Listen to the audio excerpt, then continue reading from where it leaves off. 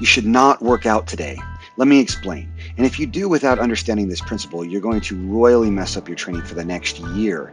Lee Weiland, Pacific Rim Athletics. People come in busted up with torn Achilles, biceps, shoulders, and hamstrings. They've got this blown out and that blown out and things never healing, and is primarily due to rest and recovery. Chances are you're either neglecting it, forgetting it, or doing it totally and completely wrong. And I'll show you when and how you should be implementing this starting today.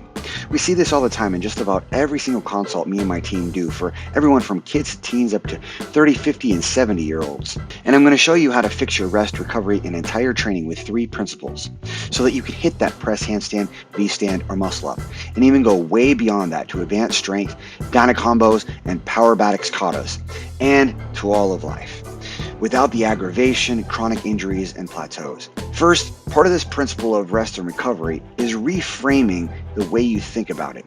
The problem is that people don't know how to rest and will train like a maniac through a holiday. And at the opposite end of the spectrum, there are those that turn a holiday into holidays, plural, expanding it into multiple weeks or even months that a New Year resolution simply won't fix.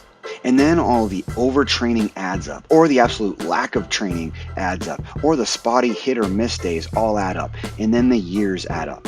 We actually build our training around rest and recovery, but I'll get into the details of that in a moment.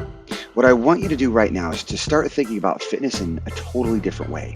In fact, scratch that word from your mental dictionary. Instead, think about physical and mental training. Keyword, training. And that is done by total immersion. So, let's say you want to build a press handstand, muscle up, V-stand, or a kata. Like learning a language or losing weight, you need immersion. That means all day, every day. But didn't you just say don't do that? I did. Here's how to frame this. Imagine you're in a swimming pool, totally under the water, fully immersed. At a certain point, you'll need to breathe. So you need to come up for air. And this happens at a certain frequency, maybe every 1 to 3 minutes. So imagine your training is all day, every day, like being in a swimming pool, including the mental, the nutrition, positive thoughts, who you hang out with, etc., etc., etc. So it's not just physical training, but imagine the physical training is in fact 7 days a week. You can't keep that up or you're going to blow something. On the other hand, you won't get anywhere doing just 1 or 2 or even 3 days a week. That's simply not enough. What you need to do is structure each day, week, month, and year like you're coming up for air out of the swimming pool. And a holiday is one of those times you come up for air and a fresh start. So are other days and weeks through the year as well. And that's the second principle, the macro timeline. What I mean by macro is the year-long training cycle. Too many programs out there promise that typical weight loss or muscle gain results in 8 to 12 weeks. You know how simple that is? You'll see the million DIY programs for $97 all the way to the customized coaching for $5K and up. But all of that leaves people in the exact same situation. No flexibility, no mobility, no adaptability, no sustainability. And unless you're an athlete already, then you already know how much time and money goes into building a quality, strength, and movement. But I'm getting carried away. Basically, you need to start thinking about things in much longer chunks of time, much longer than 3 or 4 months. I mean, connective tissue for flexibility doesn't even begin to really transform for 6 months. Imagine you get an injury from inflexibility and then the weight gain and then everything else. Okay, so how do we rest and recover according to year-long blocks? It's actually pretty simple. How we do it in Powerbatics at Pacific Rim Athletics is we work with creation, not against it. We're plugged into this creation that has an annual and monthly system. Now, this has nothing to do with astrology, but just like the moon, we rest once a month. If you've ever done pretty serious training with weights or other athletics, you'll already know about a deload week that's usually scheduled for each month. And just like the Sabbath, we rest once a week. And if you've ever tried to work or train 7 days a week for weeks on end, you know it just isn't sustainable. We're designed with specific details, and overlooking them will blow you up. So the final week of each month is a rest week, which means decreasing everything by 50% intensity, or eliminating one of the components from daily training entirely, like strength or hard skills. The final Friday is no training at all, so that's a minimum 2 days off that week. We do a level test on that day for those who are ready. But on top of that, remember, you're a unique individual, so hard training might not be appropriate 6 days a week, 2 hours a day. Or it very well could be exactly what you need, or something in between, which is why we don't make DIY courses.